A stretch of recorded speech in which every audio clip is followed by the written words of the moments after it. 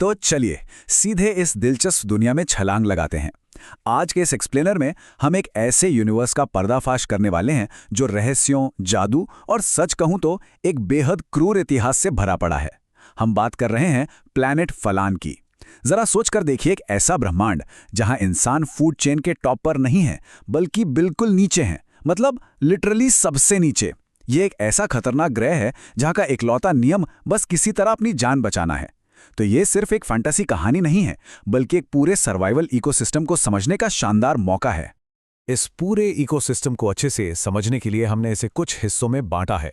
सबसे पहले हम देखेंगे फलान का निर्माण, फिर डोमेन की पारिस्थितिकी, उसके बाद ऑर्डर बनाम फ्री डोमेन का दिलचस्प टकराव, फिर 7 गॉड बीट्स का रहस्य और अंत में मानव स्वायत्ता का उत्प्रेरक। इस मैक्रो लेवल इकोसिस्टम को समझे बिना ना हम यहाँ के कमाल के मैजिक सिस्टम को पूरी तरह डिकोड नहीं कर सकते। तो चलिए शुरू करते हैं पहले हिस्से से, फालियान का निर्माण। और सच कहूं तो यहाँ हमें इतिहास के एक बेहद खौफनाक और अंधकार से भरे दौर में जाना होगा, क्योंकि इंसानियत की शुरुआत यहाँ किसी जीत या जश्न से नहीं हुई थी। ये हुई थी महाप्रलय या द ग्रेट कैलेमिटी से। ये कोई आम भूकंप या बाढ़ नहीं थी। हजारों साल पहले कहीं से एक आवारा तारा आकर सीधा प्लैनेट फलान से टकरा गया और इस ब्रह्मांडीय तबाही ने पूरे ग्रह को एक बेहद क्रूर हिमयुग यानी आइस एज में धकेल दिया। आज फलान में हम जो भी संघर्ष या जादू देखते हैं ना, उसकी असली जड़ यही एक भयानक घटना है। और इस बात को ये टाइमलाइन बहुत ही बेहतरीन तरीके से समझाती है। महाप्रलय के बाद जब हिमयुग आया तो इंसान बिल्कुल बेबस हो गए और इसका सीधा फायदा उठाया मॉन्स्टर और डेमन जातियों ने। उन्होंने सदियों तक इंसानों को गुलाम बनाकर रखा। सोचिए, सदियों तक। लेकिन फिर हताशा के बीच दशकों तक गोपनीयता का दौर चला, जहां चोरी छिपे शक्तिशाली आर्टिफैक्ट्स यानी कलाकृतियां गढ़ी गईं। और इसी लंबी खामोश बगावत ने हमें लाकर खड़ा कर दिया है वर्तमान समय में, यानी डबल स्टार के युग में। अब आगे बढ़ते हैं हमारे दूसरे सेक्शन की तरफ, डोमेन की पारिस्थितिकी। आखिर ये सब हुआ कैसे और इंसान बचे कैसे रहे? कड़वा सच तो ये है कि उस वक्त इंसानों को कीड़े मकोड़ों से ज्यादा कुछ नहीं समझा जाता था।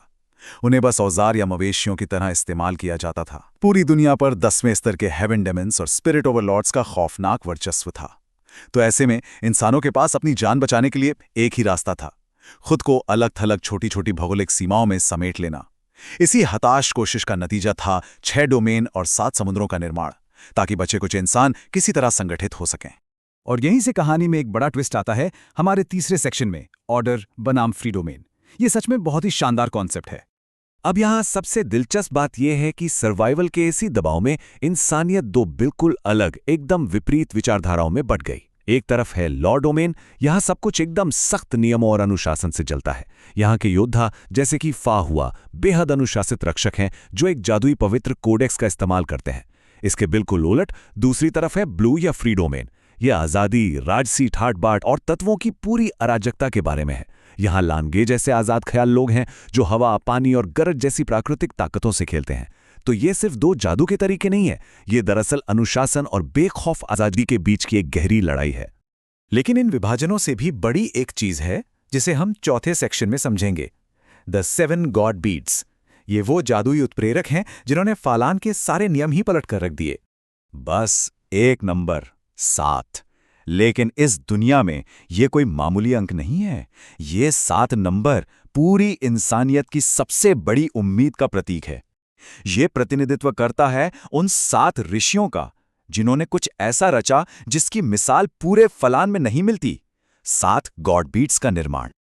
इसे इतिहास के सबसे बड़े ट्रोजन हॉर्स की तरह देखिए। उन 7 मानव पूर्वजों ने मॉन्स्टर और डीमन ओवरलॉर्ड्स के सामने ऐसा नाटक किया जैसे वो उनके लिए कोई बहुत बड़ा हथियार बना रहे हों। लेकिन असलियत में उन्होंने खुद के दिलों को, अपनी पूरी ताकत को इन मोतियों के अंदर सील कर दिया था। ये सिर्फ हथियार नहीं है, ये इंसानी पूर्वजों का जमा हुआ सार है जो दुश्मनों की नाक के नीचे छुपाया गया था, ताकि सही वक्त आने पर यह मानव विद्रोह की सबसे बड़ी चिंगारी बन सके। और यही हमें ले आता है हमारे 5वें और आखिरी सेक्शन पर, मानव स्वायत्ता का उत्प्रेरक। चलिए देखते हैं कि इनमें से एक खास मोती आखिर काम कैसे करता है। तो यहाँ सबसे अहम बात यह है कि पियरलेस बीड नाम का ये मोती एक बहुत ही गजब का समान जीवन आत्मा बंधन बना देता है। जब फा हुआ और लैन गे इसके प्रभाव में आते हैं तो ये उन्हें हमेशा के लिए एक दूसरे से जोड़ देता है। मतलब अगर फा हुआ को कोई जानलेवा चोट लगती है तो उसका 50% दर्द सीधा लैनगे को सहना पड़ेगा, और अगर लैनगे घायल होता है तो 50% नुकसान फा हुआ को होगा। एक मरा तो दोनों मरेंगे। सोचिए, दो कट्टर प्रतिद्वंदी जो एक दूसरे को बिल्कुल पसंद नहीं करते, अब हर हाल में एक दूसरे को बचाने के लिए मजबूर हैं। ये तो ट्रेडिशनल मैजिक के नियमों के बिल्कुल खिलाफ है। ये पियरलेस बीड दुश्मनों को साथी बनाने के लिए एक एक्सट्रीम प्रेशर कुकर की तरह काम करता है, वो भी 3 चरणों में।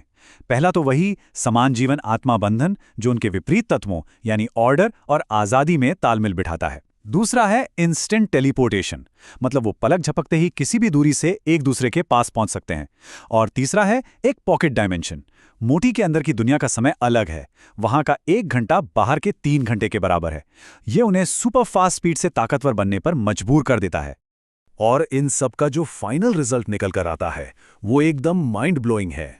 जब ऑर्डर डोमेन का कोडेक्स और फ्री डोमेन की हवा, पानी और गरज एक साथ मिलते हैं तो जादू का एक नया ही लेवल अनलॉक होता है। फाउहा का लॉ ऑफ ऑर्डर और लानगे का लॉ ऑफ डिस्ट्रक्शन मिलकर ऐसा संयुक्त तालमेल बनाते हैं जो हेवन डेमन्स के सबसे घातक जादुई फील्ड्स को पूरी तरह बेअसर कर देता है। और इसी इम्पॉसिबल तालमेल की वजह से वो इंसानियत के लिए पूरे 10 साल का युद्ध विराम हासिल कर पाते हैं। और ये सब कुछ, ये सारी ताकत, ये 10 साल की शांति, सब कुछ उस एक ऐतिहासिक फैसले पर वापस आ टिकता है। उन्होंने सिर्फ हथियार नहीं बनाए, उन्होंने खुद का बलिदान दे दिया। इस पूरे मैजिक सिस्टम और इतने बड़े यूनिवर्स की नींव में उन पूर्वजों का वो गहरा, निस्वार्थ बलिदान ही है। उसी बलिदान की वजह से आज फा हुआ और लानगे अपनी आज़ादी के लिए लड़ पा रहे हैं। तो अब इस एक्सप्लेनर के आखिर में एक बहुत ही बड़ा सवाल दिमाग में आता है।